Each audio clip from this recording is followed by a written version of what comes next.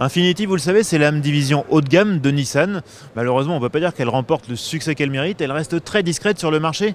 Alors pour contrer ça, elle travaille beaucoup sur son image. Et l'image, ça commence en sport automobile avec l'engagement en Formule 1. Mais ça passe aussi par des prototypes très sportifs comme ce Project Black S sur lequel on va s'attarder un petit peu. Le marché européen n'est décidément pas facile pour les marques premium japonaises. Si Lexus a réussi à faire son trou en misant à fond sur les hybrides, Infiniti, lancé en grande pompe chez nous voici 10 ans, peine pour sa part à surnager. Alors, pour tenter de donner un coup de pouce à son image de marque, Infiniti travaille sur un label sportif, le Black S. Alors il y a déjà eu un prototype Project Black S, mais à l'époque ce n'était qu'une maquette. Maintenant le projet a avancé, c'est devenu un prototype roulant, très technologique avec beaucoup de pièces en carbone, du carbone sur le capot, du carbone sur le toit, et puis à l'arrière on a cet énorme aileron avec des petits détails très sympas inspirés de la F1 comme ces découpes ici. Bref, c'est une voiture qui sur le plan aérodynamique a été particulièrement travaillée, mais ça ne s'arrête pas là.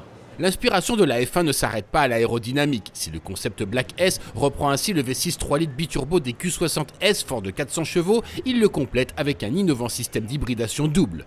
À la récupération d'énergie cinétique habituelle s'ajoute en effet un système de récupération de l'énergie des gaz d'échappement sous la forme de moteurs électriques installés sur l'axe de rotation des turbos. Ce système permet de réduire le temps de réponse des turbines et porte la puissance totale à 563 chevaux. Dans l'habitacle, on a un drôle de mélange entre luxe et sportivité. La planche de bord, elle est conforme à l'origine, on a même du cuir surpiqué qui l'habille, mais il y a quand même des détails qui mettent la puce à l'oreille, comme ces boutons qui permettent de régler la sensibilité de l'ABS ou de l'anti-patinage. On a aussi ces magnifiques sièges baquets à coque en carbone avec des harnais de sécurité.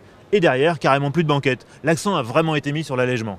Cette cure d'allègement permet de compenser partiellement l'augmentation de poids liée à l'électrification, si bien que cette version n'ajoute que 24 kg au Q60 normal. Beau programme donc, même si aucune commercialisation n'est encore envisagée en l'état. Ce qui est certain en revanche, c'est que des éléments de la chaîne de traction hybride pourraient être réutilisés par de futurs modèles Infiniti.